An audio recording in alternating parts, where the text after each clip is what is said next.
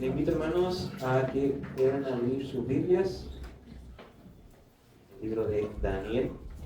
Como saben, hemos estado viendo el libro de Daniel capítulo a capítulo con la ayuda del Señor. El día de hoy vamos a estar en el capítulo 4 del libro de Daniel. Vamos a leer el capítulo completo, vamos a estudiar el capítulo 4 completo, así que le pido, hermanos, que pueda ponerse cómodo en su asiento, que pueda prestar atención y que pueda seguir la lectura. Dice así, en el nombre del Señor: Nabucodonosor, rey a todos los pueblos, naciones y lenguas que habitan en toda la tierra, que abunde su paz. Me ha parecido bien declarar las señales y las maravillas que ha hecho conmigo el Dios Altísimo. Cuán grandes son sus señales y cuán poderosas sus maravillas. Su reino es un reino eterno y su dominio de generación en generación. Yo, Nabucodonosor, estaba tranquilo en mi casa y próspero en mi palacio. Tuve un sueño que me hizo temblar, y estas fantasías estando en mi cama y las visiones de mi mente me aterraron. Por lo cual di órdenes que trajeran ante mí a todos los sabios de Babilonia para que me dieran a conocer la interpretación del sueño. Entonces vinieron los magos, los encantadores, los caldeos y los adivinos y les conté el sueño. Pero no pudieron darme su interpretación. Pero al fin vino ante mí Daniel, cuyo nombre es Beltsasar, como el nombre de mi Dios, en quien está el espíritu de los dioses santos. Y yo le conté mi sueño. Oh Beltsasar, jefe de los magos, ya que sé que en ti está el espíritu de los dioses santos y que ningún misterio te confunde, declárame las visiones del sueño que he visto y su interpretación. Y las visiones de mi mente que estando en mi cama fueron así. Vi un árbol en medio de la tierra, cuya altura era muy grande. El árbol creció y se hizo fuerte. Su copa llegaba hasta el cielo y era visible desde los confines de la tierra. Su follaje era hermoso y su fruto abundante, y en él había alimento para todos. Debajo de él hallaban sombra las bestias del campo, las aves del cielo hacían morada en sus ramas, y de él se alimentaban todos los seres vivientes.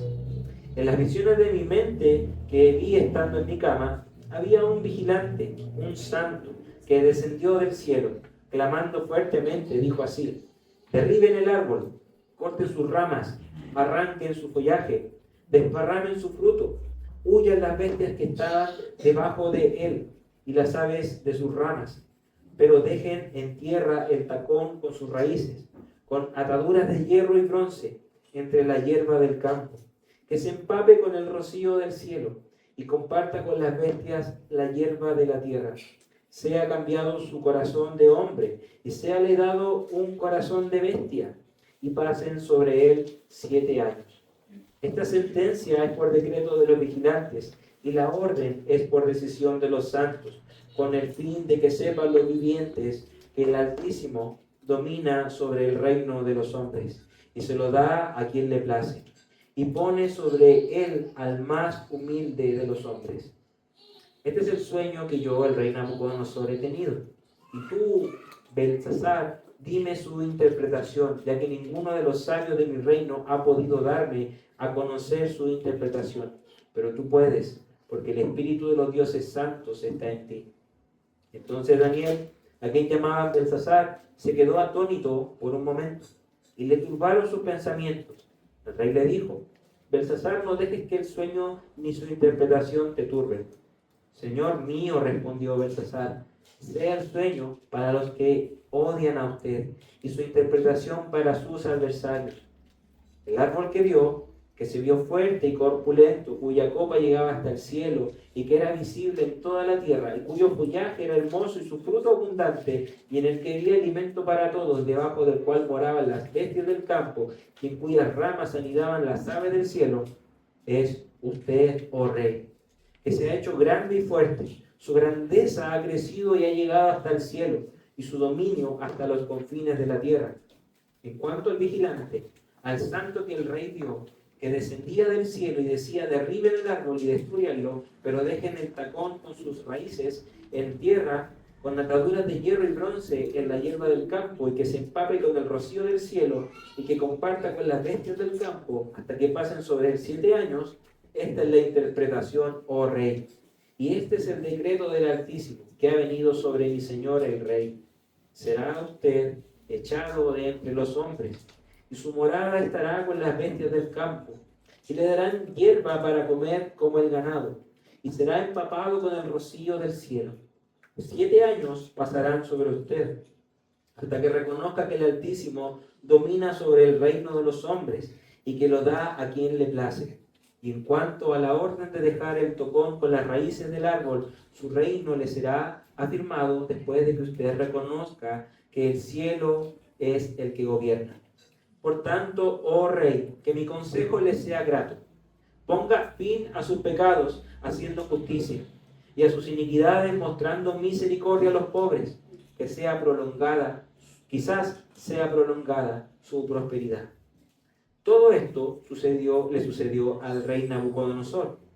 12 meses después, paseándose por la azotea del palacio real de Babilonia, el rey reflexionó y dijo: ¿no es esta la gran Babilonia que yo he edificado como residencia real con la fuerza de mi poder y para la gloria de mi majestad?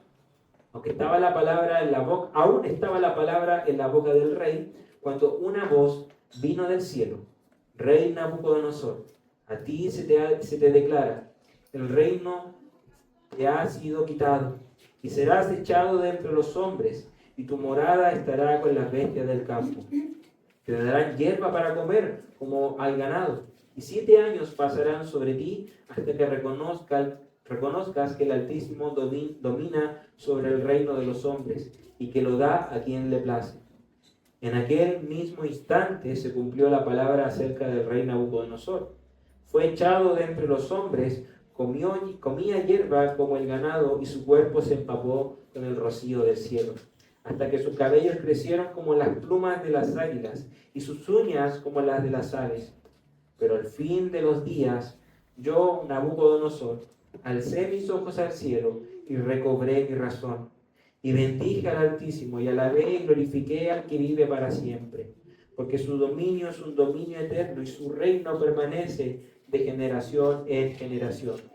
Todos los habitantes de la tierra son considerados como nada, mas él actúa conforme a su voluntad en el ejército del cielo y entre los habitantes de la tierra. Nadie puede detener su mano ni decirle: ¿qué has hecho?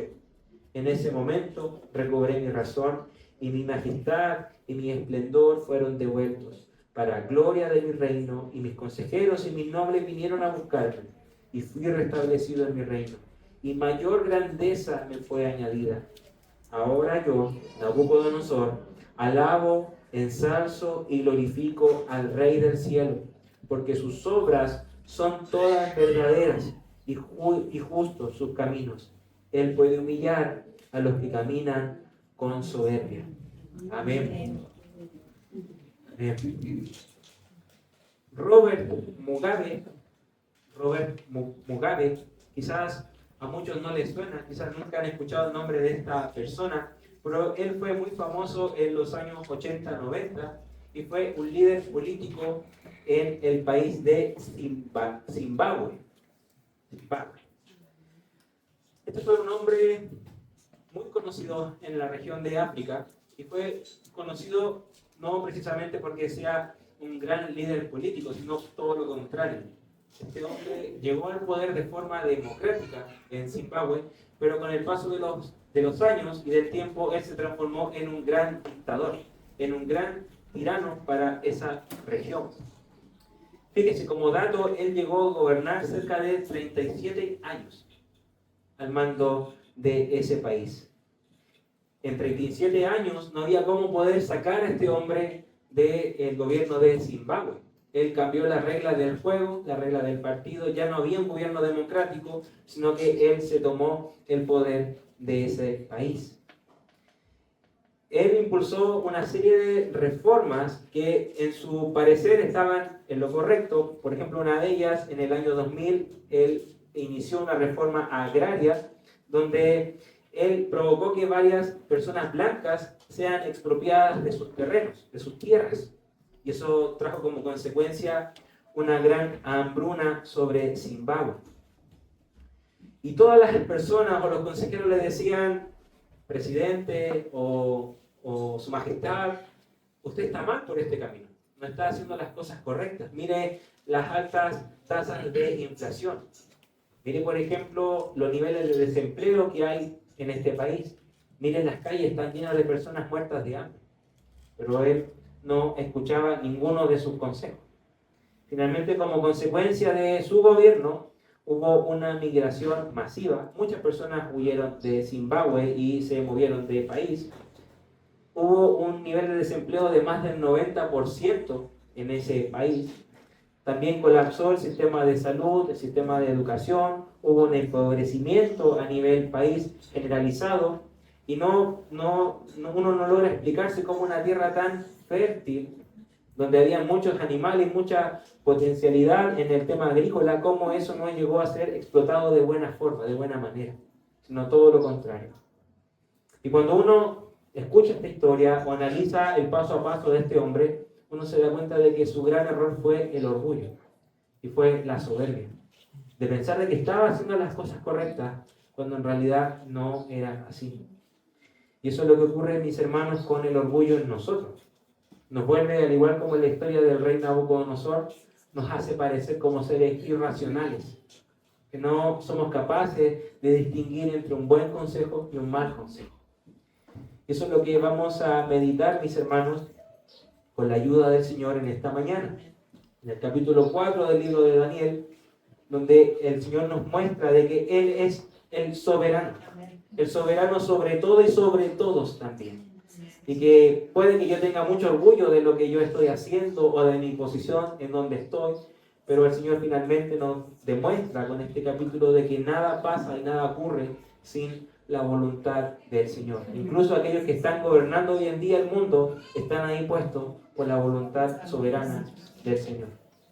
Vamos entonces a ver en primer lugar el sueño de Nabucodonosor y su interpretación.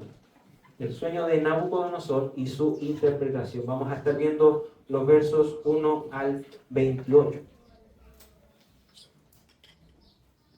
Si usted puso atención, mi hermano, cuando comenzamos la lectura, uno diría, acá el que está hablando es un cristiano, ¿cierto? Alguien que se ha convencido de la grandeza de Dios, porque lo que recita es prácticamente un salmo.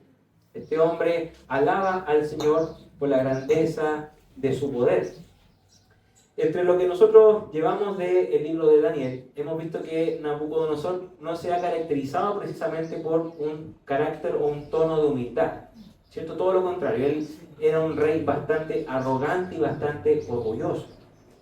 Y se dice que entre el capítulo 3, que fue el último que vimos del libro de Daniel, de esta imagen y esta visión de la estatua, que todos debían adorarla, el que no lo hacía iba a ser enviado al horno de fuego, ¿se acuerdan? Desde esos eventos hasta el capítulo 4 se dice que ya han pasado más de 20 años. 20 años entre el capítulo 3 y el capítulo 4. Y cuando uno lee a Nabucodonosor hay como un tono distinto en él.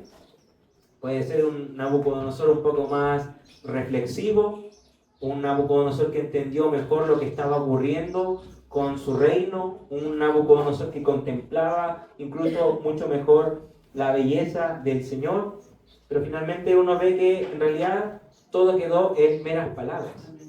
Esas palabras tan hermosas y tan bonitas que recitó el rey Nabucodonosor en un comienzo, vamos a ver que en la práctica no se tradujeron a nada, sino que su corazón seguía siendo un corazón orgulloso y engañoso. Dice el verso 1, Nabucodonosor, rey a todos los pueblos y naciones y lenguas que habitan en la tierra, que abunde su paz. Me ha parecido bien declarar las señales y las maravillas que ha hecho conmigo. Fíjese cómo se refiere a Dios, el Dios Altísimo. Cuán grandes son sus señales y cuán poderosas sus maravillas. Y su reino es un reino eterno, su dominio de generación en generación. Quizás, mi hermano, usted ha leído esta versión en otras versiones de la Biblia, ¿cierto? Y me gusta mucho cómo la expresa la Reina Valera 1960, que dice, por ejemplo, en el verso 3, que cuán grandes son sus señales, cuán potentes sus maravillas, y su reino es reino sempiterno. ¿Ha escuchado esa palabra? Reino sempiterno, que quiere decir que su reino no va a tener fin jamás. Imagínense, el rey Nabucodonosor, aquella persona que era la definición en persona de la arrogancia y el orgullo, le decía a Dios, Dios, yo declaro que tu reino no va a tener fin jamás. Mi reino puede que perezca, pero el tuyo, oh Señor, no va a tener un fin jamás. Y eso es asombroso, hermano, porque la persona más temida de la época era probablemente Nabucodonosor. Los historiadores dicen que el nombre de Nabucodonosor había sido recorrido por todo el mundo. Se había hecho famoso Nabucodonosor por toda la tierra. Y no solo él, sino que también Babilonia. Que esta persona declara entonces de que el rey el Dios del cielo es el rey del cielo y que su reino no tendrá fin, realmente es asombroso. ¿Ya? Pero veremos ahora cómo entonces Nabucodonosor, después de esta alabanza y después de esta introducción, empieza a contar que él tuvo un sueño.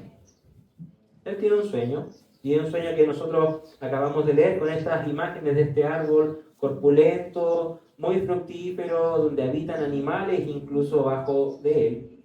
Y dice, este sueño a mí me preocupó. Yo estaba tranquilo en mi palacio, yo estaba tranquilo en mi templo, y tuve un sueño que me hizo temblar, dice el verso 5 del capítulo 4. Estando en mi cama, vi estas visiones en mi mente y me aterraron. Nabucodonosor, este gran rey, no solo era conocido por sus conquistas, sino que se decía comúnmente Nabucodonosor el conquistador, pero también Nabucodonosor el constructor. Él estaba en su palacio, describe muy tranquilamente. Él gozaba de una bonanza, de una estabilidad. El imperio de Babilonia estaba creciendo como la espuma, ¿ya? Y él estaba muy tranquilo, nos dice el verso 4, cuando viene a irrumpir esa paz y esa estabilidad, este sueño y esta revelación. Debe recordar usted, mi hermano, que para el mundo antiguo y para los babilónicos particularmente, los dioses se comunicaban a través de los sueños. Esa era la manera en que los dioses le entregaban mensajes a las personas. Y él tiene este sueño, él se turbó, se inquietó por este sueño, y él manda a llamar a los que ya había llamado antes en el capítulo 2, que eran los sabios, a los magos, a los adivinos, para que le puedan dar la interpretación de este sueño. Porque él decía en su mente, este es un mensaje de mi Dios. Recuerden, él adoraba al Dios Marduk, y él decía, este es un mensaje directo de mi Dios, algo importante para mí, debo entonces saber o conocer qué significa este sueño. Van a llamar a estos magos, sabios, adivinos, pero nuevamente, como en el capítulo 2, ¿se acuerdan? Ellos no pudieron dar con la interpretación del sueño. Eran muchas personas, muchos sabios, y ninguno de ellos pudo dar con su interpretación, hasta que, como nos dice el verso 8, viene Daniel.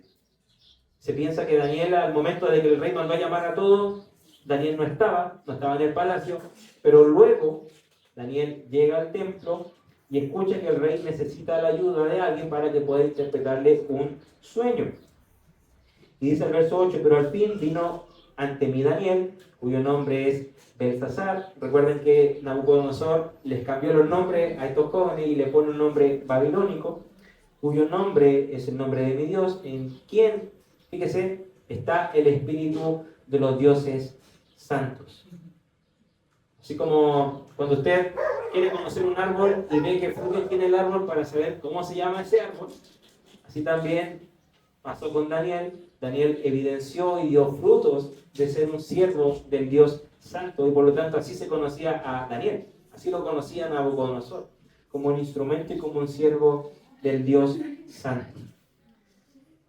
Nabucodonosor ve entrar a Daniel y dice, ahora sí que voy a tener respuesta a mi pregunta, porque yo sé que tú, Daniel, eres siervo del Dios santo y que a ti Dios te revela, ¿cierto?, aquello que está oculto. Entonces Daniel escucha atentamente la visión de Nabucodonosor. Y no sé si a usted le asombró, pero Daniel, cuando escucha este sueño y recibe la interpretación, Daniel también se inquietó. Yo no diría, Daniel está sintiendo empatía por el rey Nabucodonosor. Daniel sintió afecto por este rey, incluso sintió temor de él, y lo llevó al punto de decir, oh rey, que esto no te acontezca a ti, sino que le acontezca a tus adversarios o los que a ti te odian. Imagínense, Daniel tenía lista la interpretación del sueño y siente temor por lo que le iba a pasar a este rey. Puede ser que por los años de servicio que ya tenía Daniel con el rey hayan generado cierta amistad, hayan tenido cierto cariño. No menor, el rey intentó en varias oportunidades matar a Daniel, pero aún así Daniel advierte a este rey terrible y Nabucodonosor. ¿De qué cosa lo advierte? ¿O qué fue lo que espantó tanto a Daniel? La interpretación nos dice Daniel es la siguiente.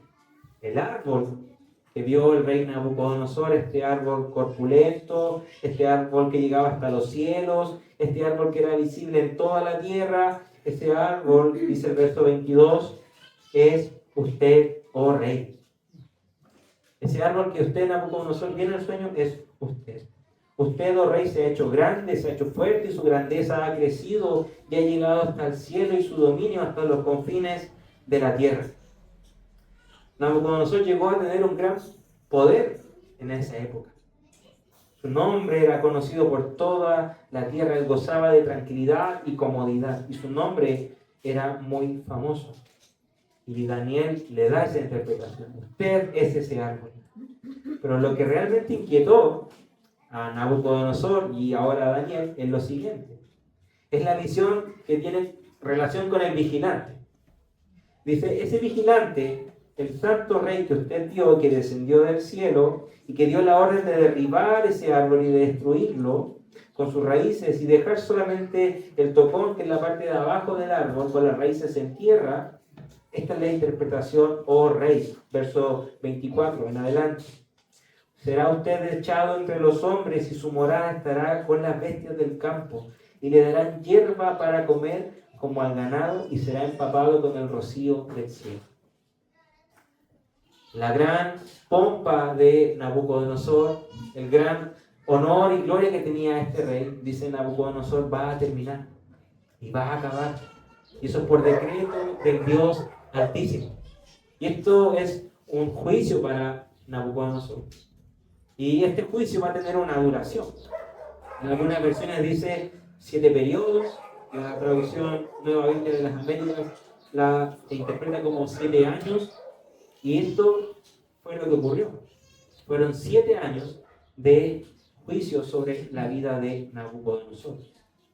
El sueño que tuvo Nabucodonosor fue con el propósito de demostrarle a él algo que Dios ya venía demostrando desde el inicio de todo esto, desde el principio mismo de la creación, de que Dios es el único Rey soberano. Dios quiso demostrarle eso a Nabucodonosor a través de estos sueños, a través de estas imágenes, a través de estas analogías, para hacerle ver y recordar de que Dios reina, y reina sobre todos. ¿Se acuerdan cuando Daniel en el capítulo 2 va donde Dios en oración porque el rey dijo voy a mandar a matar a todos si no me interpretan mi sueño? Y Daniel se encierra en oración con sus amigos y en el verso 37 del capítulo 2 Daniel declara usted, oh rey, es rey de reyes, a quien el Dios del cielo ha dado el reino, el poder, la fuerza y la gloria. Daniel confiaba en que Dios era el Dios dueño del universo. Y eso fue su alivio, su consuelo en este tiempo de cautiverio que él estaba viviendo en Babilonia. Y ahora nuevamente en el capítulo 4 entonces Nabucodonosor tiene este sueño. Y nuevamente Daniel interpreta de que Dios le está demostrando a este rey que él simplemente es parte del plano del diseño de Dios con la humanidad. Pero que el que controla todo o el que orquesta todo es Dios. Y el verso 17 del capítulo 4 lo resume bien. El Altísimo domina sobre el reino de los hombres y se lo da a quien le place. Daniel entonces queda pasmado también con la interpretación del sueño. Queda atónito, ¿cierto? Pero no solamente le da la advertencia, le da la sentencia del castigo, sino que fíjese, Daniel, movido quizás por la misericordia, le dice al rey, en el verso 27, por tanto, oh rey, que mi consejo le sea grato. Aquí viene una sugerencia, rey Nabucodonosor, ante este juicio que se te viene. Ponga fin a sus pecados haciendo justicia y a sus iniquidades mostrando misericordia a los pobres. Quizás sea prolongada su prosperidad. Daniel no solo entrega fielmente el mensaje al rey, sino que también ahora entrega un consejo sabio para que Nabucodonosor reconsidere su vida, reconsidere sus decisiones, reconsidere sus actos y pueda hallar la misericordia del Señor. Daniel sabía por toda la historia de Israel incluso que uno de los atributos de Dios es la misericordia. ¿Cuántas veces Dios no tuvo misericordia con Israel? ¿Cuántas veces Israel no fue así de arrogante y orgulloso con Dios, por ejemplo, en el desierto? Y Daniel sabía, que de todas esas veces Dios también tuvo misericordia. Entonces, Daniel le muestra el camino a Nabucodonosor para que pueda hallar descanso y también consuelo por su pecado, para que ese juicio, esa sentencia no le pueda caer a su vida. Él dice, el único camino para eso es que reconozcas tu maldad y te arrepientas de tus pecados. Esto, mi hermano, me hizo, cuando leía esta parte de Daniel 4, me hizo recordar una hermosa historia que también está en la Biblia, que tiene como protagonista a una niña, a una pequeñita. Quizás algunos la han leído.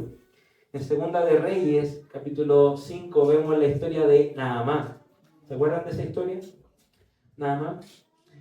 Y esa historia es muy hermosa porque relata cómo este hombre, que también era muy prominente, era un líder del ejército sirio, contrajo la enfermedad de la lepra. Y esa enfermedad para esa época era sinónimo de muerte, de muy poca esperanza de vida, sino ninguna. Y él en una de sus conquistas toma como esclavo o esclava a una pequeñita, a una niña que era de Israel, y la lleva hasta su casa para que pueda servir como sirvienta, como esclava. Y ella, al escuchar de que Naamán estaba padeciendo de esta lepra, le da el mensaje, le da la esperanza de que hay un hombre que puede orar a Dios y puede traerle sanidad, que es el profeta Eliseo. Y después de muchas idas y vueltas, ¿no es cierto?, Naamán escucha el consejo de esta niña, escucha el consejo de Eliseo, se sumerge en el río Jordán y es sanado de esta lepra. Pero fíjese cómo Dios utilizó a esta muchacha, ¿cierto?, como instrumento de Dios para poder mostrarle a Naamán que el Dios de Israel es un Dios poderoso, que es un Dios real, que es un Dios de misericordia, que es un Dios que sana, un Dios que restaura, un Dios que condena y también castiga la maldad de los hombres. Esa niña quizás no sabía que era parte de este plan o de este propósito de Dios. Pero ella, a pesar de ver la maldad de este hombre, quizás de ver la maldad de cómo la tomó como esclava, de cómo destruyó a su familia, ella decidió mostrar misericordia. Así como Daniel también, él fue testigo de la maldad de Nabucodonosor. Era muy probable que él fue testigo de cómo Nabucodonosor irrumpió en el templo de Jerusalén, quemó la ciudad, tomó como cautiverio a muchos de sus amigos, sus cercanos, pero aún así Daniel mostró misericordia con Nabucodonosor. Somos así también nosotros, mis hermanos. Somos así también nosotros de misericordiosos, de compasivos, de clementes.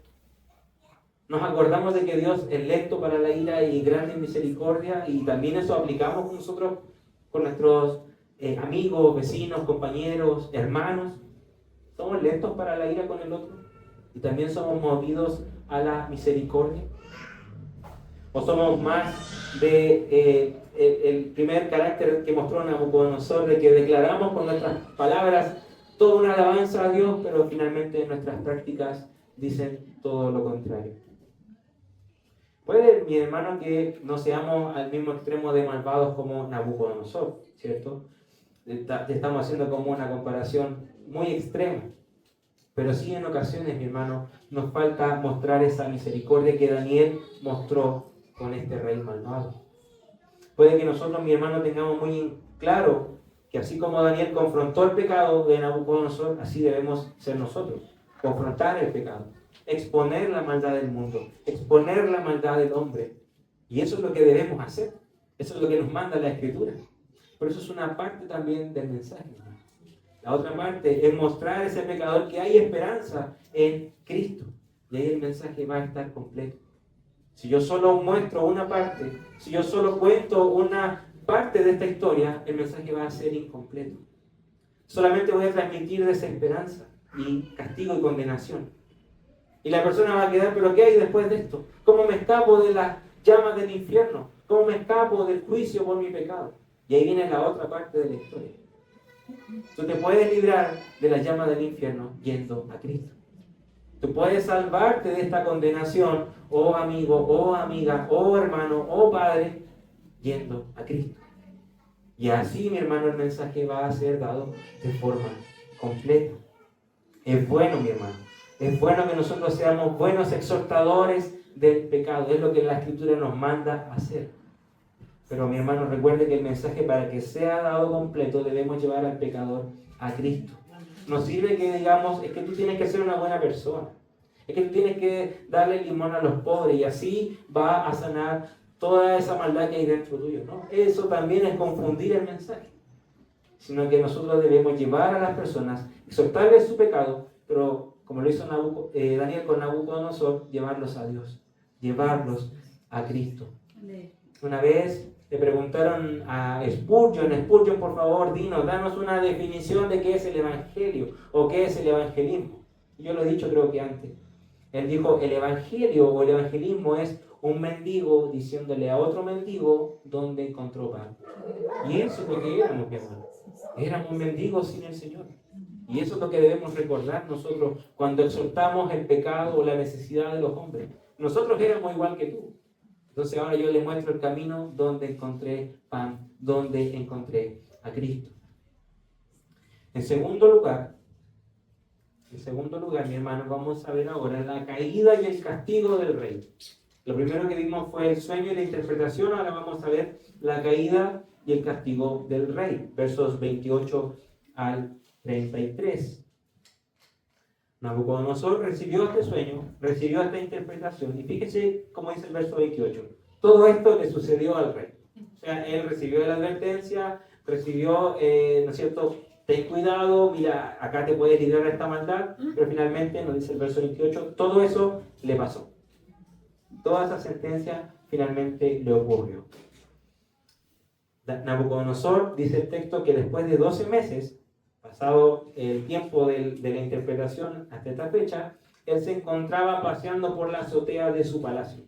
Recuerden, el reino de Nabucodonosor fue conocido por sus construcciones, que eran bastante hermosas. De hecho, él construyó lo que se conocen como las terrazas colgantes, que era en esa época una de las maravillas del mundo, ¿ya? Y sus templos también eran muy hermosos, su palacio muy hermoso.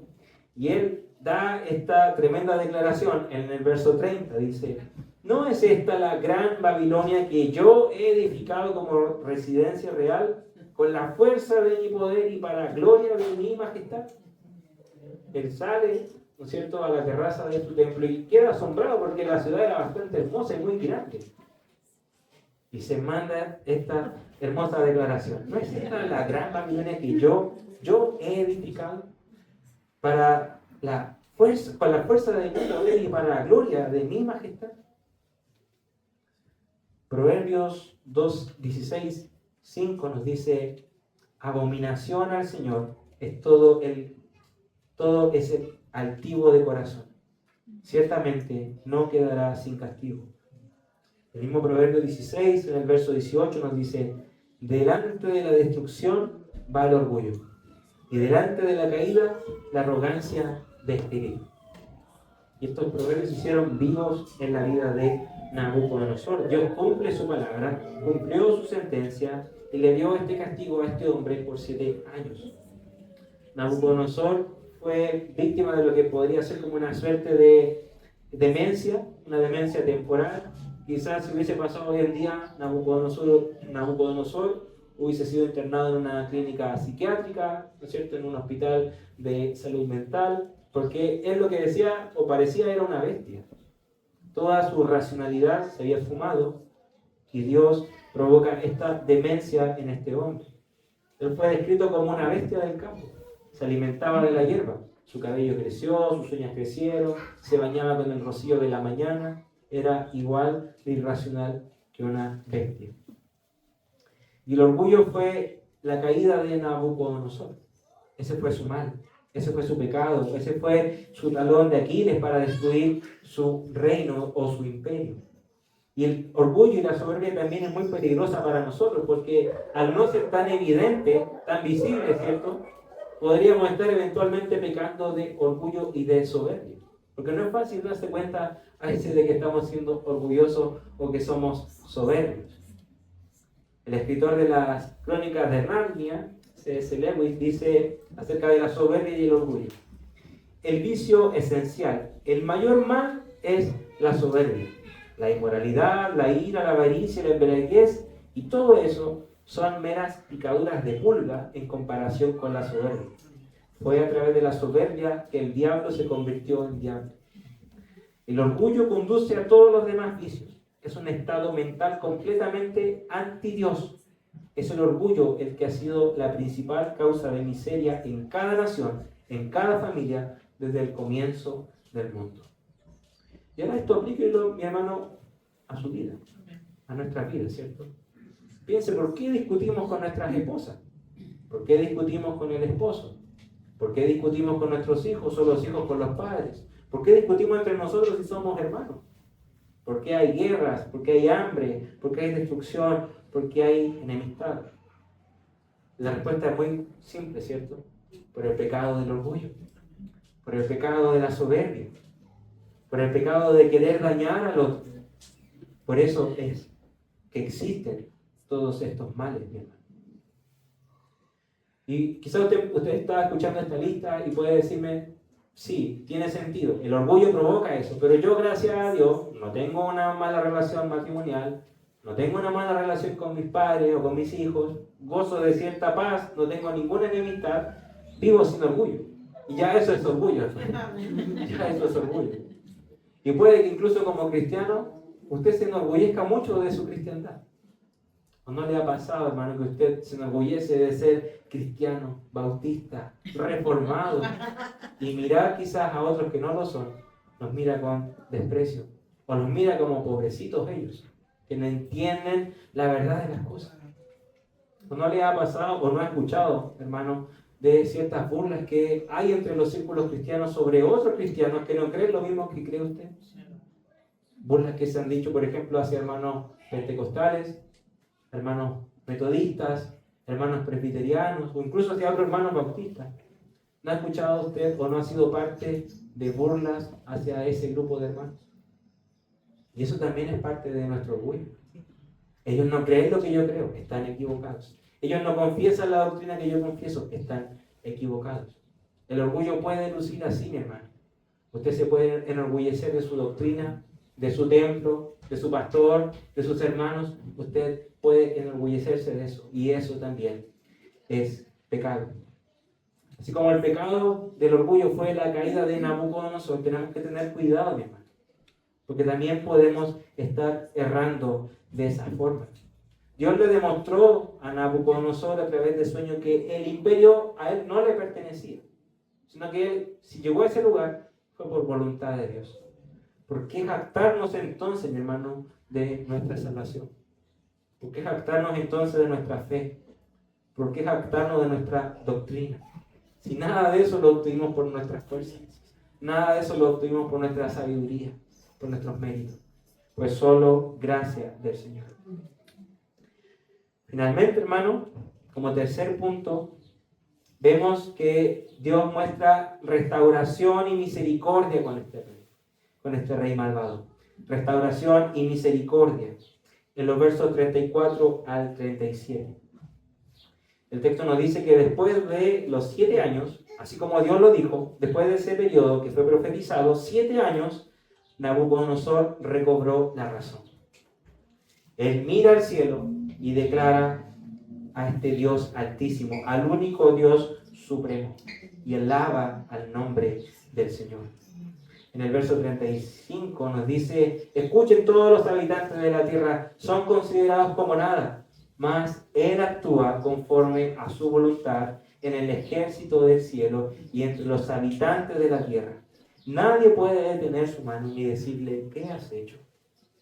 Este Nabucodonosor, ya una vez recobrando la razón, y declara esta hermosa alabanza.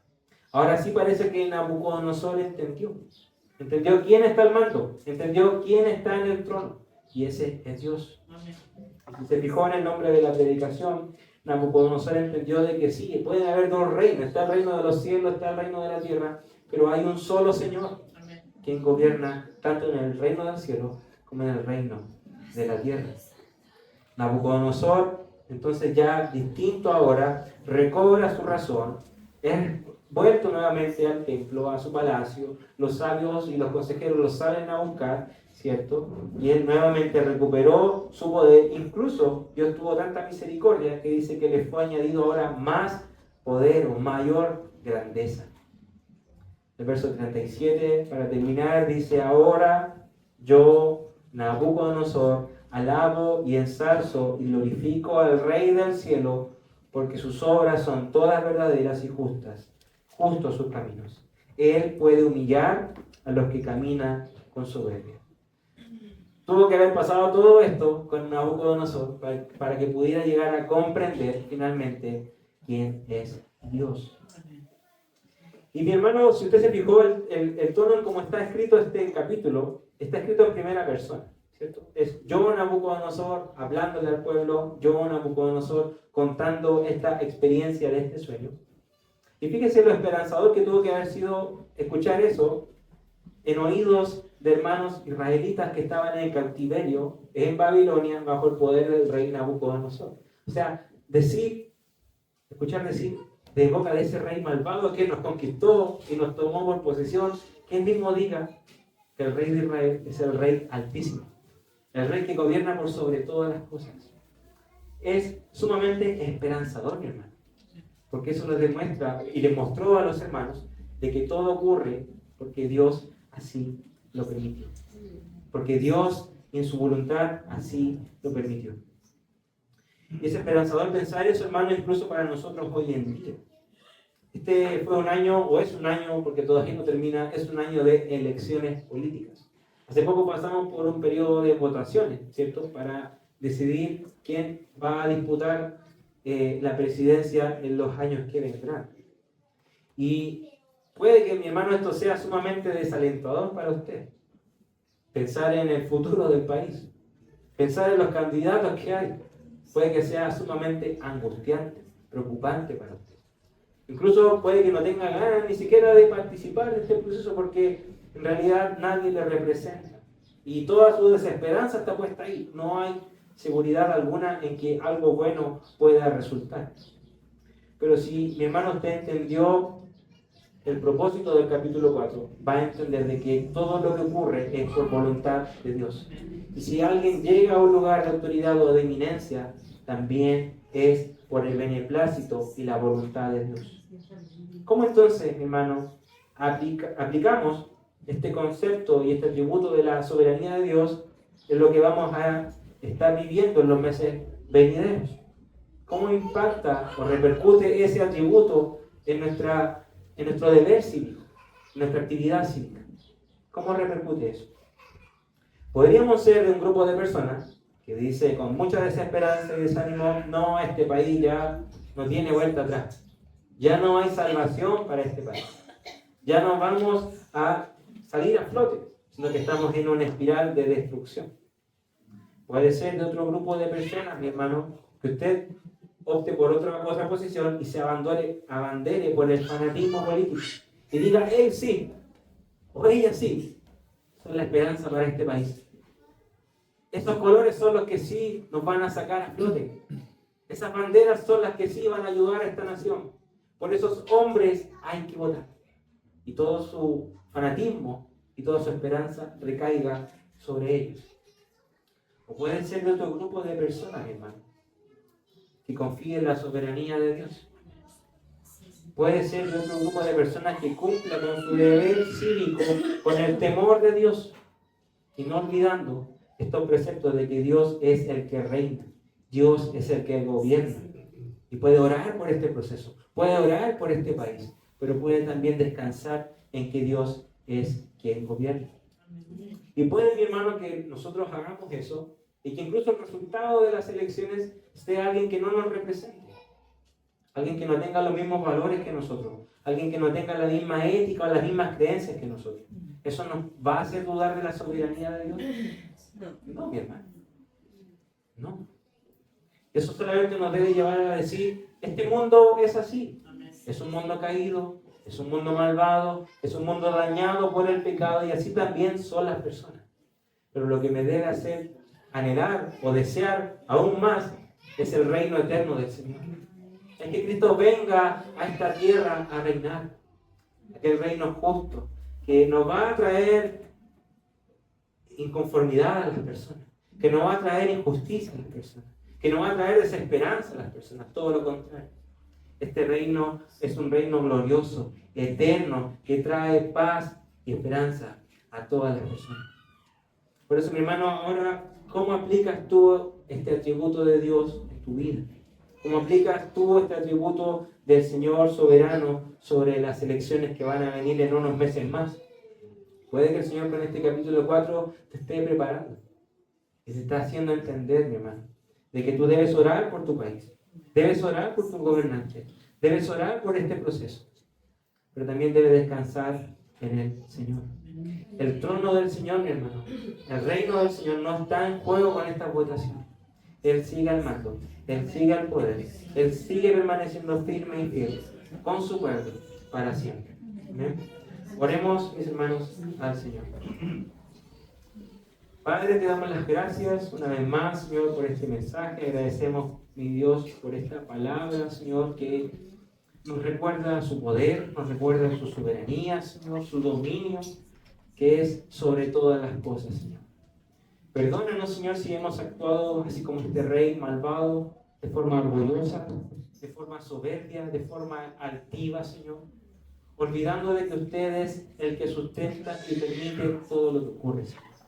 Y rogamos, Dios, que usted nos dé un espíritu así como el que tenía Cristo, de humildad, de sumisión y de obediencia a usted, Señor.